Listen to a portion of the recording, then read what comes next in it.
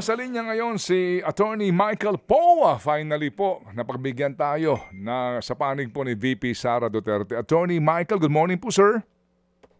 Good morning, Sir Ted, at good morning din po, Ma'am Chacha. Pasensya na, Sir Ted, medyo di tayo nagpapaunlak nung nakaraan dahil talagang medyo na-busy tayo dito sa pre-trial. Opo, attorney, sorry po. Gusto ko lang klaruhin ito kasi marami nagtatampo sa amin, marami ang nagagalit sa amin. Bakit daw namin ayaw tanungin, interviewin ang panig ni VP Sara? Kayo na po magsabi for the record. Nakailang tawag Opo. kami sa inyo, text, kayo lang po ang hindi available. Pakisabi nga sa ganun po ang mga fans ninyo hindi magalit sa amin. Opo, para lang po malinawan ng ating mga taong bayan, pinapatunay ko po na ilang beses na po nag-reach out sa akin, sila Sir Manong Ted, at talagang kami lang po talaga yung nagde-decline dahil sa mga panahon na yun. Syempre po, no, medyo nahihirapan tayo magsalita because as you know, yung merits po ng kaso, hindi po natin pwedeng pag-usapan pa. So sa ngayon, na nagkakaroon na tayo ng pre-trial, at least hangad lang po namin na makapagbigay rin ng konting update, kaya po nagpa-unlock tayo ng interview. At ako nga po ay humingi ng paumanhin sa inyo, Manong Ted. Ay nako, salamat po na marami, attorney. Ito si Yes Chacha. po. Go, Cha. Attorney Michael, oo. Nasaan na po ba Yes, Ma'am tayo? Chacha. Yes po, thank you po for being on the show. Nasaan na po tayo dito sa proseso ng pre-trial conference? Tapos na po ba itong marking of evidences? Kasi I heard, sabi po sa balita, mukhang madadagdagan daw po yung bilang ng araw for the pre-trial conference. Tama po yun. No? Sa ngayon po, patuloy pa rin po yung ating marking. This is the third day ng ating pre-trial conference. Sa tingin ko po, baka po abutin tayo hanggang Thursday kung hindi natin matapos hanggang bukas yung marking. Dahil talagang napakarami lang po talaga ng mga documentary evidence, no, na ating ay minamarkahan. Ito naman pong marking, para lang maintindihan din ng ating kababayan, since nasa pre-marking stage tayo ngayon, ang ginagawa lang naman po nito ay minamarkahan natin yung ating mga documentary exhibits, no? Nalagyan natin ng either number 1, number 2, 2-1, 2-2. Ito po ay para lang mas mapadali ma-identify yung mga dokumento during the course of the trial. Ito po ay parte talaga ng proseso ng paglilitis.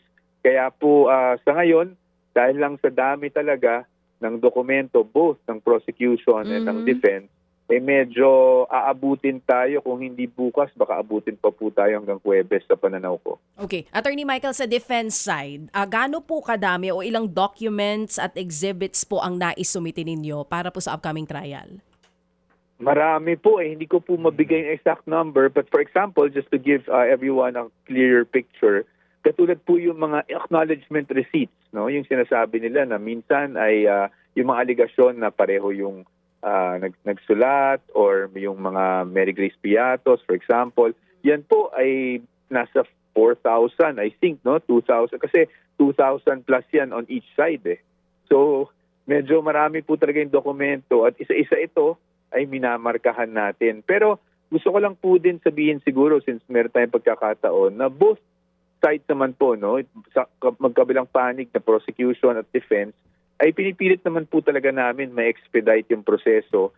Kaya nga nag-uusap rin kami, nagkakaroon kami ng agreement kung paano mapapabilis. For example, dinadamihan na po natin yung, kumbaga, yung station kung saan pwede mag-mark para sa natitirang 2 articles of impeachment. Yun na lang po kasi natitira.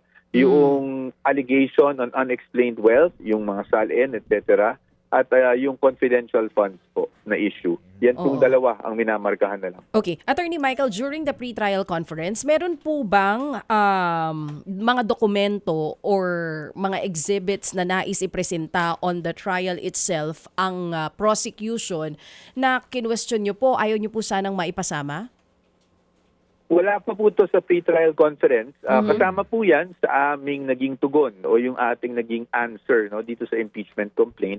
Meron talaga po tayong pinapa-exclude dahil sa pananaw namin ay hindi kasi ito kasama o kalakip ng mga impeachment complaints na na-file sa House noon. No? So meron tayong posisyon dyan na sinumite kasama ng ating answer. Pero pagdating naman po sa pre-trial conference, nasa rules din naman po ng impeachment court na itong pagdating sa pre-trial conference at marking, wala naman pong any admission of due execution, genuineness, or even admissibility ng mga dokumento. So dito po, wala pong pagtatalong ganun. Talagang purely minamarkahan lang po, no, nililabel lang po itong mga pieces of evidence. So walang pagtatalo. Yung po mga naunang balita na kinain daw po ng buhay ng defense team si Representative Jervy Luistro. Ano po bang patotoo doon? Opo, actually, ayoko na po sanang mag-comment dyan. Pero kasi pag hindi ako nag-comment, baka it will just fuel things more.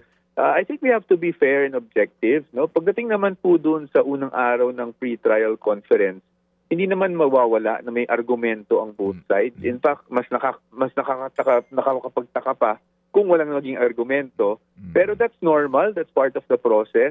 Pero wala naman pong naging pagtaas ng boses or anything like that. I think both sides naman po came prepared with what they wanted to happen in the pre-trial conference. Siyempre, natural lang na nag-aargumento dahil ganun naman talaga ang trabaho ng abogado. Pero just to be fair, no, to both sides, wala naman pong hindi magandang nangyari nung araw na yon. And in fact, napagkasunduan, no, ng prosecution at defense yung mga bagay-bagay para mapabilis lalo itong pre-trial conference. Yun namang claim sa nangyari daw ho kahapon, ang binabanggit po ng ilang pong prosecutors, nangongopya lang daw po ang depensa doon sa mga testigo na inihaharap nila. Ano po ang inyong tugon doon, attorney? Opo, ang tugon ko naman doon, Manong Ted, no? Of course, they're entitled to their opinion, pero yung pangungopya or sabi nila pag-adopt or mirroring, para sa akin naman po, hindi naman po siguro tama yung mga termino na gano'n. Dahil kung matatandaan nyo, paano po namin kukopyahin ang mga witnesses ng kabilang panig? Halos sabay po kami nag-submit ng pre-trial brief. In fact, yung nagsasubmit po ang prosecution ng pre-trial brief, ako po ay nasa labasan ng Senado. Meron lang insidente nung araw na yon outside the impeachment issue, no, na nangyari. Kaya hindi muna ako pumasok. Pinauna ko muna yung insidente sa Senate, no. Ngayon, that's why medyo hindi po tayo sumasang-ayon doon sa komentong ganun dahil sabay naman po yung pre-trial brief. It's physically impossible for us to copy whatever is in their brief, no. Pero hindi ba ho sa larangan po ng paglilitis, maaari din naman kasi na magpareho kayo ng testigo kasi maaari mong gamitin yung testigo nila bilang hostile witness ninyo? Yes, tama rin po. Sakto po yung komento nyo. Tama po yun. Ngayon, with the matters of legal strategy, siyempre po yan po ay hindi bagay na may disclose ko. Pero para lang sa kaalaman ng ating mga kababayan, normal din naman po na gumamit tayo ng witness na maaaring sa tingin nila, witness nila. Ang panig din naman po nila. In fact, kahit nga po ako, napabalita na rin, na nailista rin ako na witness, hindi naman tayo maangal doon. Dahil that is within the prerogative of each of the parties. Opo. Yung pong sinasabi din na nangyari daw kahapon, na nag-raise na po kayo ng issue ng threshold ng botohan po sa conviction or acquittal? Yun po ay nangyari noong first day. Although hindi naman po masyadong napag-usapan, na-mention lang po yun during the closed-door pre-trial conference. Pero hindi naman po masyadong napag-usapan na rin yun. At tumuloy na lang kami, no? Nagkaroon ng meeting nga between a smaller group kung paano mapapabilis. Pero as to kung ano mismo yung na-raise, hindi ko po ba ma-disclose, pero again, hindi naman po siya ganun kalaking bagay dahil hindi po siya napag-usapan extensively. Ano ho ba ang opinion po dito ng depensa? Dapat ho bang sa simula ng mismong convening of the impeachment court, agad nang ma-resolve yung threshold issue na yan? Para sa akin po, oo. Kasi syempre, that will be part of the ground rules. Diba? So dapat alam kaagad namin sa parte ng depensa kung ano ba talaga ang magiging threshold. Tumatanggi po akong magkomento kahit kahapon or na isang araw ukol dyan dahil wala pa naman po kasing categorical pronouncement ang impeachment court, no, or the Senate sitting as an impeachment court. Iniintay po natin. Siyempre, may Manong Ted, siguro naman hindi naman natin makakaila na meron din talaga kaming posisyon dyan. Ayaw lang namin ilahad. But I'm sure you can read between the lines and know kung ano yung position namin. The Constitution is clear. But sa atin sa ngayon, meron tayong posisyon but it's premature. Hintayin lang natin yung Senate sitting as an impeachment court magbigay ng pronouncement. Pero dun sa tanong niyo po, definitely dapat po sa aking pananaw, mapag-usapan kaagad yan kaysa yung sa gitna na natin mapag-uusapan yan at baka magkaroon pa ng problema. Opo. And will cause too much delay kung idudulog mo pa sa Supreme Court, no? After na, Tama po. etc. Anyway, ano naman ang take ng depensa doon sa presiding officer? Kayo ba naniniwala na dapat talaga dito si SP Gatchalian at hindi si Chis Escudero o sino man pong hindi naman po SP? Doon po sa pagiging presiding officer, I think it's an internal matter sa Senate. Ngayon, basta naayon sa batas, naayon sa saligang batas, kami naman po, no, kung sino man ang umupong presiding officer, ay handa pa rin naman po tayo. No? Sabi naman natin noon, we believe in the impartiality of everyone, including whoever it may be who is appointed as presiding officer. But to us, that is something that is internal to the Senate. Ngayon, we will react accordingly, of course, pero sa ngayon po kasi ayaw nating pangunahan and we don't want to be seen as favoring one presiding officer over another. Opo. Inyo ho bang kasama ba sa listahan ng inyong testigo si VP Sara? Sa ngayon po, hindi po. Because we will have to react, no, to what the prosecution will be presenting kasi ayon naman po sa normal na proseso ng paglilitis. Nauuna po mag-present ng ebidensya ang prosecution. Ngayon po, depende po sa kanyang present kasi parati po tayo natatanong kung ihaharap namin ang vice-presidente. It will depend on the course of the trial. We will determine that and we will advise the vice president accordingly. Opo. And yung po sinasabi ni Attorney Bantog, ano po, itong clerk of court ninyo, ang sinasabi niya, allowed naman daw po under the rules of court na 3 days before ay maari na pong mag-present ng surprise witness. Ibig sabihin, pwede yung surprise witness pero mag-advise kayo doon sa both parties 3 days before the trial. Do you agree? Opo.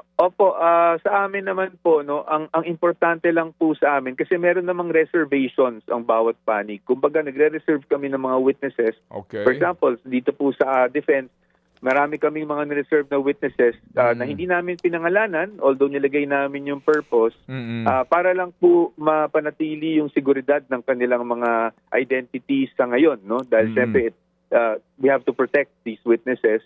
Pero wala naman po kaming problema. In fact, yun ang hinihingi lang namin ng pre-trial conference is disclosure. No? Para makapag-prepare naman po at makapaghanda. Hindi lang naman po kami, pero pati na rin po ang kabilang panig at even ang senator judges dahil I'm sure sila din po ay pwedeng magtanong, di ba? Katulad ng mga nangyari sa mga previous impeachment.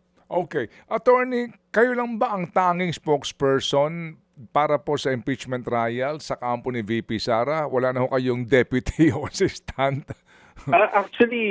Actually, Manong Ted, I'm really looking to have 2 or 3 deputies kasi during the course of the trial, lalong-lalo na medyo mahirap. No? Gusto ko mapagbigyan lahat. So, in fact, kahapon, na-present ako na doon sa parang ambush interview sa Senado, yung dalawang gagawin sana naming deputy, si Attorney CJ Narvasa at si Attorney Mark Binluan. And then I'm still considering some others. Of course, in consultation with our lead counsel, no, si Attorney Sheila Season, kung sino pa ang pwede maging spokesperson. Kasi tulad ng dati, napansin natin, di pwedeng isa lang ang spokesperson. No? Maaring ako yung lead, pero definitely meron dapat mga deputy na spokespersons para naman mapagbigyan lahat. Opo, hindi lang ho yun. Para po sa amin, maging balanse ho naman ang aming pong mga panayam at diskusyon sa issue. Di ho ba na hindi lang laging... Opo. Kasi ang prosecution, marami sila. Opo. Tama po. At definitely po, makakaasa po kayo no, that we will be assigning. Ang hirap lang po talaga dito is but again, now, for example, yung interview natin ngayon na pag-uusapan naman natin yung impeachment without going into the merits, I think that's fine. So, definitely po, no, mag-a-appoint tayo ng karagdagang spokespersons para makatulong. Bagamat, kumbaga, kayo po'y kakaiba, no? At marami nga po ang tumatangkilik nga sa inyo pong pamamaraan ng pagsasalita at pagbibigay po ng komento, kayo po ay natatangi. Oo, maghanap na ng hukay na medyo nahawig sa inyo. Maraming salamat po. You're too kind, Manong Ted, no? But maraming salamat po. Opo. Sinusubukan natin gawin lahat para Opo. po maintindihan ng taong bayan objectively ang mga nangyayari. Amen. Salamat na po ng marami, attorney. At muli kaming gagambala. Thank you, sir. Maraming salamat, Manong Ted. Maraming salamat, Ma'am Chacha. At magandang umaga po sa inyong lahat. Mga kapatid, patuloy po kayong tumutok sa 105.9 True FM para sa totoong balita, impormasyon, music, and entertainment. Mag-subscribe sa aming YouTube channel at podcast at sundan nyo kami sa Facebook, Instagram, X at TikTok sa True Network PH. Bisitahin din po ang aming official website, truefm.ph. At panoorin din kami sa True TV Signal, Channel 19. Kami po ang 105.9 True FM. Laging true sa'yo, kapatid.